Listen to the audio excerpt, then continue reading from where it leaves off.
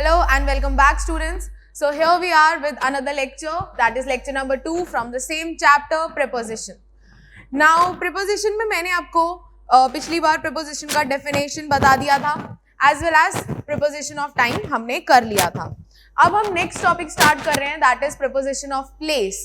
यानी कि कौन कौन से ऐसे words हैं जिससे हम depict कर सकते हैं कि भाई हम place को refer कर रहे हैं. So here are some 18 prepositions I have written in front of you. एक एक करके हम इनका use और एक एक example देखेंगे. So the first one is at. अब at कब बोलते हैं हम? At हम तब बोलते हैं जब हम किसी particular point को refer कर रहे हैं. Point किसका? Time का नहीं. Point हम refer कर रहे हैं किसका? Place का. For example, if I say I waited for him at the bus stop. मैंने उसका वेट बस स्टॉप पे किया. So that is the point you are referring to कि मैं वहां पर खड़े होकर उसका वेट कर रहा था. ठीक है. Then next is in. In आप सबको पता है कि भाई किसी चीज के अंदर. अब किसी चीज के अंदर अगर कोई है, that means that thing is surrounding it. Okay. So if I say the students are studying in the class, तो बच्चे क्लास के अंदर पढ़ रहे हैं. So there is a boundary. ठीक है. तो यहां पर हम क्या दिखाते हैं? The thing that is surrounding दूसरी चीज को सराउंड करने वाला. Okay. For example the cat is sleeping in the box. तो बॉक्स जो है वो कैट को सराउंड कर रहा है, इसीलिए हम उसके लिए प्रपोजिशन यूज करेंगे इन. नेक्स्ट देखते हैं ऑन. ये बच्चों आप बचपन से यूज करते हुए आ रहे हो, तो हम ज्यादा डिटेल में नहीं देख रहे हैं. ऑन हम कब यूज करते हैं? When one thing is lying on the surface of the other. एक चीज दूसरे के surface पे lie कर रही है. For example, if I say the fruit basket is lying on the table. So यहाँ पर हम क्या करते हैं? Surface को touch करता हुआ दूसरा object है. ठीक है. Then we talk about to. तो to में हम किसकी बात करते हैं? to में हम बात करते हैं destination की.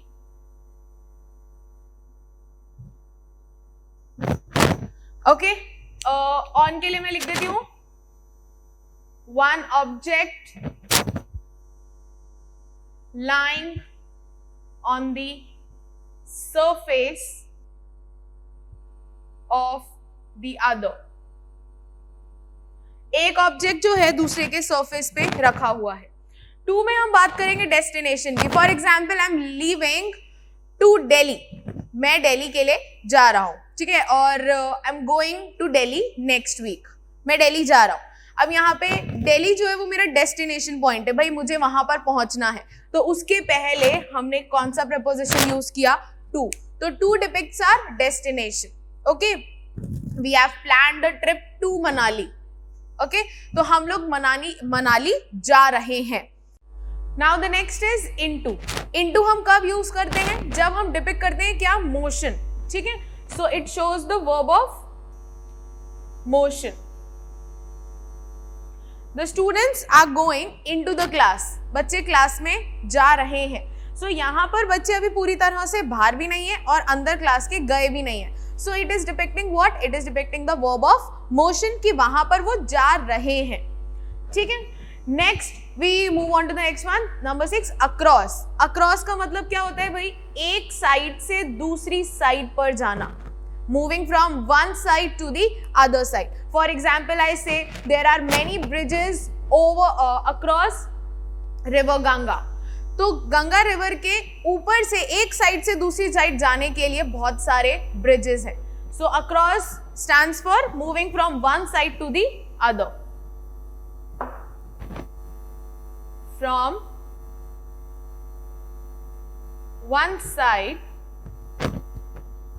to the other. जब हमें एक साइड से दूसरी साइड पे जाना है, for that we use across. Next is before.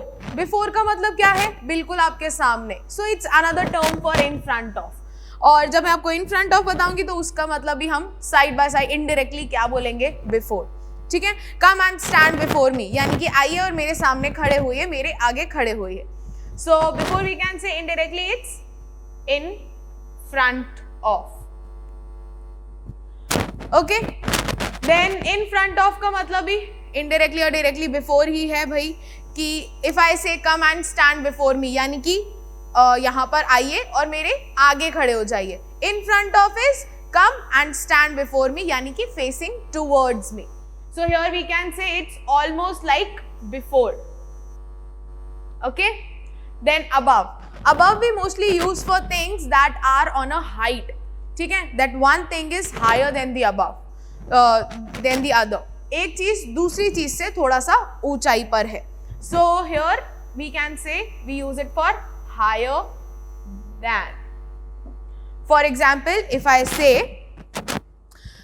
the sun rose above the horizon, जो सन है वो हायर था, यानी कि वो थोड़ी सी ऊंचाई पे था, किसके? हॉराइजन पे. So there we are showing a difference. ठीक है, कि एक चीज दूसरी चीज के ऊपर था. Next we have over.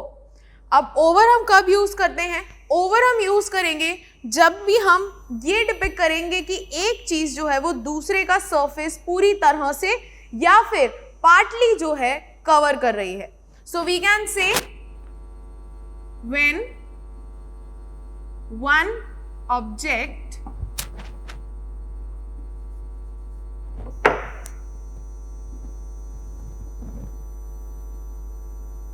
partly or completely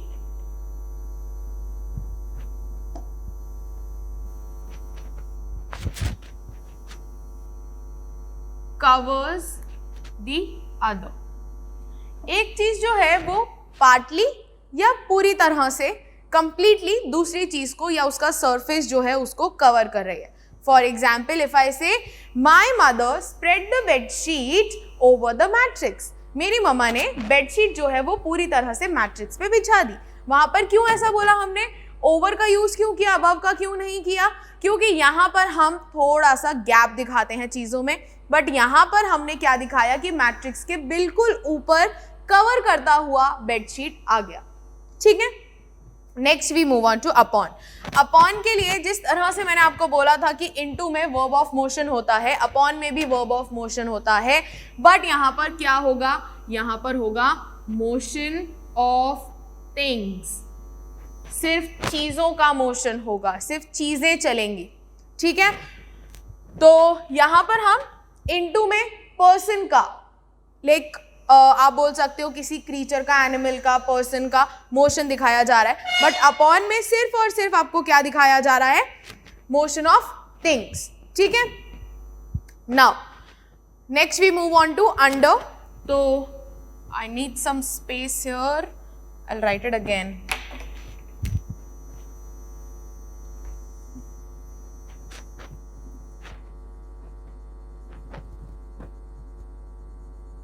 Underneath or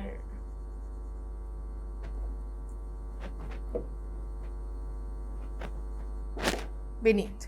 Now under. Under हम कब यूज करते हैं? जब कोई भी चीज डायरेक्टली दूसरी चीज के ऊपर या फिर कोई भी ऑब्जेक्ट है, जैसे मैं बोलूँ the cat is resting under the table, तो वहां पर कैट जो है वो थोड़े से डिस्टेंस पे बैठी हुई है. ठीक है. So under we refer to the things that are lying directly under the another thing. So here we can write the cat is lying or resting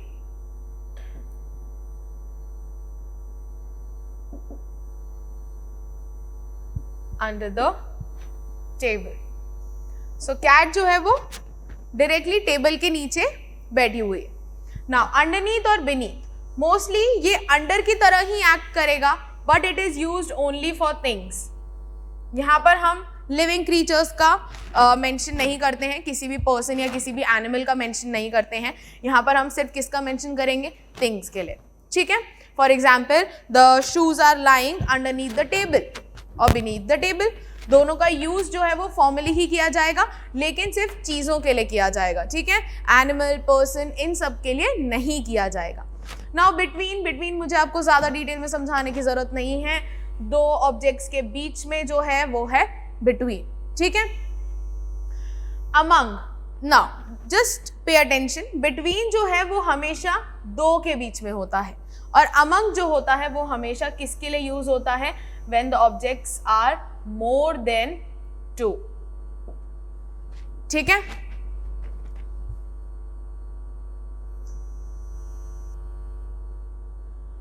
For example, he always studies he is the best among his friends. अब उसके सारे जितने भी friends हैं उनके बीच में जब उसका कंपेयर किया तो वहां पर हम वर्ड कौन सा यूज करेंगे? among, not between. और जब हम दो लोगों की ही बात करेंगे तो वहां पर हम क्या मेंशन करेंगे? बिटवीन.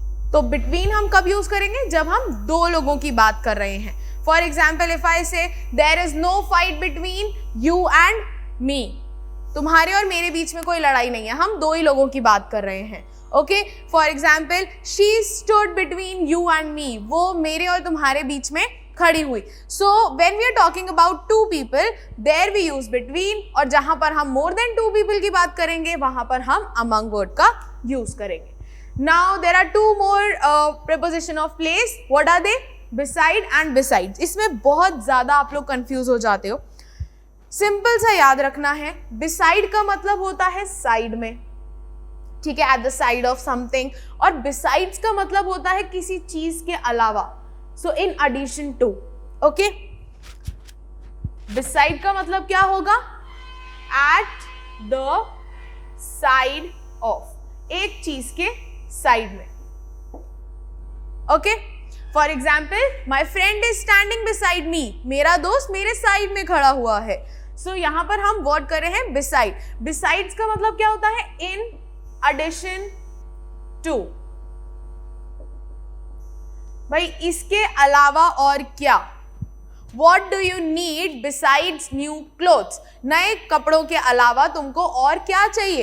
तुमको वो क्लोथ्स तो नए चाहिए ही चाहिए, बट उसके अलावा क्या चाहिए? ठीक है. So that is besides. सो यहां पर बस ये ध्यान रखना, लास्ट में एस आता है, बिसाइड्स आता है, तो वहां पर हम एक चीज के अलावा, वो तो चाहिए ही सही, उसके अलावा दूसरी चीज डिमांड कर रहे हैं. बट बिसाइड में हम क्या बोल रहे हैं? That the person is next to us, और we can say at the side of us. Okay. So this is preposition of place. Now next we'll start with the preposition of. Okay. So now students we'll start with the preposition of travel and movement. So यहाँ पर हम ज़्यादातर confuse किस में हो जाते हैं कि हम कहाँ पर in यूज़ करना है, कहाँ पर on, क्योंकि ये तो सेम हमने preposition of place में भी पढ़ा था. तो स्टार्ट करेंगे. We have 10 prepositions of travel and movement. So first is by. By हम तब यूज करते हैं जब हम मोड ऑफ ट्रांसपोर्टेशन की बात करते हैं या मोड ऑफ ट्रैवलिंग की बात कर रहे हैं कि हम किस तरीके से जा रहे हैं. For example, I am travelling to Delhi by bus, मैं बस से जा रहा हूँ. सो यहाँ पर जब मैं मोड ऑफ ट्रैवल डिस्कस कर रही हूँ तब हम यूज करेंगे कौन से प्रीपोजिशन का? बाय का. ऑन की बात करें तो हमने प्रीपोजिशन ऑफ प्लेस में भी ऑन पढ़ा था, बट यहाँ पर ऑन जो है वो ट्रैवलिंग के ड्यूरिंग हम लाइक जर्नी में हम कैसे यूज कर सकते हैं. सो ऑन हम तब यूज करेंगे जब either we are walking on foot or we are riding on a horse or if you are riding a motorbike, तो वहां पर हम किसी भी एरिया से सराउंडेड नहीं है. जैसे अगर मैं कार की बात करूं तो कार के अंदर बैठ के आप लोग जाते हैं, बट बाइक के ऊपर बैठ के आप लोग जाते हैं. ठीक है. सो जब भी हम सराउंडेड नहीं है किसी भी चीज से and we are travelling on to another thing, उसके लिए हम कौन सा प्रीपोजिशन ऑफ ट्रैवल यूज करेंगे? ऑन. ठीक है. So here I can say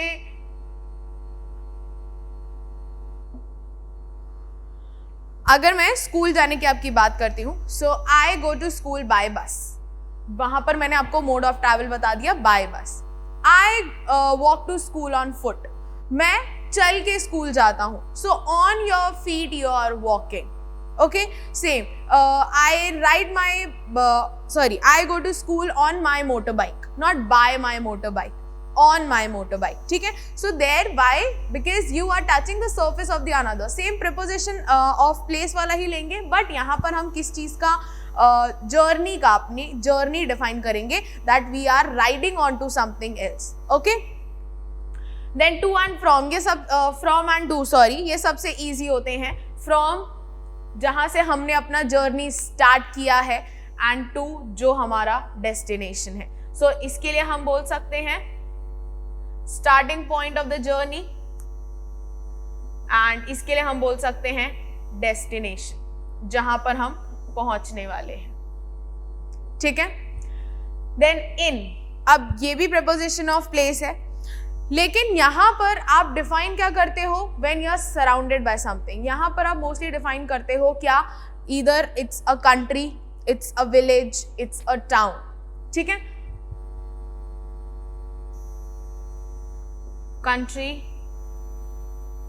village और टाउन, ठीक है। तो ये जो प्रीपोजिशंस हैं ये आपको रिपीट हो रहे हैं इसलिए, बट आप कंफ्यूज नहीं होंगे, आपको सिर्फ इतना याद रखना है कि भाई वहां पर हम एक पर्टिकुलर पोजीशन, एक प्लेस पर थे और उस प्लेस के एरिया को हम लोग, आसपास के एरिया को डिफाइन कर रहे थे, बट यहाँ पर हम क्या कर रहे हैं भाई, हम किस चीज से जा रहे हैं, हम किस में जा रहे हैं। फॉर एग्जाम्पल अगर मैं आपको ये सेंटेंस बोलूं, I was travelling in a car और बाय अ कार, क्या सही है, I was travelling by a car, I left my purse in the car. अब यहाँ पर बाय अ कार क्यों नहीं बोला, क्योंकि वहां पर इन जो है वो प्रेपोजिशन ऑफ ट्रैवल नहीं लगा, वो प्रेपोजिशन ऑफ प्लेस लग गया, आपने कार के अंदर अपना पर्स छोड़ दिया, ठीक है। सो वो जो है वो प्लेस बन गया। आगे बढ़ते हैं, एट। अब कैसे हम लोग एट को डिफाइन करेंगे, क्योंकि एट में तो हम अगेन प्रेपोजिशन ऑफ प्लेस दे रहे थे, तो एट को हम तब डिफाइन करेंगे जहां पर हम एक स्पेसिफिक डेस्टिनेशन दे रहे हैं कि भाई हमें यहां पर पहुंचना है, please can you drop me at the bus stop, क्या तुम मुझे बस स्टॉप छोड़ सकते हो। सो यहाँ पर अगेन आप अपना एक स्पेसिफिक डेस्टिनेशन, एक स्पेसिफिक प्लेस दे रहे हो, ठीक है, स्पेसिफिक प्लेस और destination. Okay, now next we have in, और इन के साथ ही इनटू। इन हम तब बोलते हैं जब हम वहां पर ऑलरेडी हैं, उस प्लेस पर ऑलरेडी हैं, फॉर एग्जाम्पल आई एम इन दिल्ली। और इनटू हम जब बोलते हैं जब हम कहीं पर एंटर कर रहे हैं, जब हम मूविंग वाली पोजीशन में होते हैं। तो ट्रैवलिंग के ड्यूरिंग अगर मैं मेरे को कोई कॉल करता है और मैं किसी भी एरिया के बॉर्डर पे हूँ और मैं दूसरे एरिया या दूसरी सिटी टाउन में एंटर कर रही हूँ, तो वहां पर हम यूज करेंगे किसका, इनटू का। Okay, then get out of, ये बहुत कॉमन सा फ्रेज है जो आपको क्लास में भी बहुत ज़्यादा बोला जाता होगा, get out of the class. So आप उसमें मूवमेंट बाहर की तरफ करेंगे किसी चीज़ से, या तो आप बाहर जा रहे हैं। ओके, देन गेट ऑन और ऑन टू, यहाँ पे get on to the bus, get on to the train, जहाँ पर आपको बोर्ड करना है, अब जाना है अंदर। Then get off means jump off, बाहर निकलना है। सो ये आपके हो गए preposition of travel and movement के। उसके बाद अगर हम मॉड्यूल देखते हैं, so there are a few like important distinctions जहाँ पर आप कंफ्यूज हो जाते हैं, तो हम एक एक करके जल्दी से सारे डिस्कस कर लेते हैं। First is beside and besides. ये अभी अभी मैंने आपको प्रेपोजिशन ऑफ प्लेस में पढ़ाया था। बिसाइड का मतलब है मेरे साइड में, और बिसाइड्स का मतलब है कि एक चीज को छोड़कर, वो तो करना ही है, उसके एडिशन में दूसरा क्या करना है। Next is since and for, ये हम पहले वाले वीडियो में डिस्कस कर चुके हैं। Since is a point of time and for पूरा ड्यूरेशन बताता है। अमंग एंड बिटवीन, तो अमंग मोर देन 2 पीपल के लिए होगा, बिटवीन जो है वो सिर्फ और सिर्फ 2 लोगों के बीच में होगा। बाय और विद, बाय होता है जब हम किसी ऑब्जेक्ट यानी कि पर्सन की बात करते हैं, विद होता है जब हम किसी इंस्ट्रूमेंट या थिंग की बात करते हैं। इन और एट, इन हम यूज करेंगे जब हम सराउंड हो रहे हैं किसी भी एरिया से, और एट की बात करेंगे जब हम उस पर्टिकुलर पॉइंट को डिफाइन कर रहे हैं, ठीक है। ऑन और इन, ये तो मेरे को आपको बताना ही नहीं है। इन का मतलब है आप किसी चीज से सराउंडेड है, और ऑन का मतलब है आप उसके सरफेस पर हैं। देन नेक्स्ट इज इन और इनटू, तो इन का मतलब आप ऑलरेडी उस एरिया के अंदर हैं, इनटू का मतलब आप अभी मूवमेंट में हैं, यहाँ पर आप मोशन डिपिक्ट कर रहे हैं। देन ऑन और अपॉन, ऑन का मतलब one thing is already at rest, कोई भी चीज है वो मूवमेंट में नहीं है, वो रेस्टिंग पोजीशन पर है दूसरे के, और अपॉन जो है वो मूविंग पोजीशन में है। इन और विद इन, इन का मतलब है आपको उस टाइम के अंदर अंदर, ठीक है, उस टाइम पर और उस टाइम के बाद वाले टाइम पर। और विद इन का मतलब है कि आपका वो टाइम खत्म होने से पहले। इन और विद इन, इनका मतलब क्या हो गया, अगर मैंने आपको एक कोर्स ऑफ टाइम दिया है, यानी कि आपको उस टाइम पर अभी से स्टार्ट होते हुए उस टाइम के अंदर अंदर वो चीज करनी है, ठीक है. So you have this long period of time in में. अगर मैं आपको बोलूं इन अ वीक, तो अभी से लेकर इस पूरे हफ्ते तक, और मैं आपको बोलूं विद इन, तो विद इन में मैं आपको यहाँ इस पॉइंट की बात कर रही हूं जहां पर ये वीक खत्म होगा उसके जस्ट पहले. ठीक है. So you have to understand this. In का मतलब यहाँ पर ये टाइम वाला इन और विद इन है. इन का मतलब है अभी से लेकर जितना भी टाइम मैंने आपको दिया है, और विद इन में एंडिंग टाइम से पहले पहले. Then before and for. Again before आपको लास्ट टाइम बताता है कि इससे पहले पहले, और फॉर जो है वो आपको सिंस फॉर वाला फॉर है जो पूरा ड्यूरेशन बताता है. Then from and since. Again from जो है पर्टिकुलर स्टार्ट करेगा, टाइम बताएगा कि यहां से स्टार्ट हुआ है, और सिंस जो है ये आपको यूज होगा परफेक्ट टेंस के अंदर अंदर जहां से आप एक पॉइंट मेंशन करेंगे. Till and to. टिल जो है वो आपको पॉइंट ऑफ टाइम बताएगा कि यहां तक ये काम होगा, एंड टू जो है वो आपको प्लेस बताएगा. It's used for destination not time. Then next is under and underneath. Under both person और प्लेस का लोअर पोजीशन डिफाइन करता है, और अंडरनीथ सिर्फ थिंग्स का लोअर पोजीशन डिस्क्राइब करता है. देन एट और ऑन. एट आपको किसी डायरेक्शन में या किसी एरिया में बताता है, और जो ऑन है वो एक सरफेस के ऊपर आपको दूसरे सरफेस के बारे में बताता है. Then on and over. On में आप नॉर्मल चीजें, the fruit basket is on the table. Normal, अगर वो बास्केट सिर्फ बीच में रखी हुई है, साइड में रखी हुई है, आप ऑन बोल के चले जाएंगे. ओवर में जब वो चीज कंप्लीटली कवर कर रही है दूसरी चीज को, तब आप उसको मेंशन करेंगे. So this was all about the chapter preposition children. I hope you must have understood. So if you have any doubts, you can ask. And this is all for this video. Have a good day.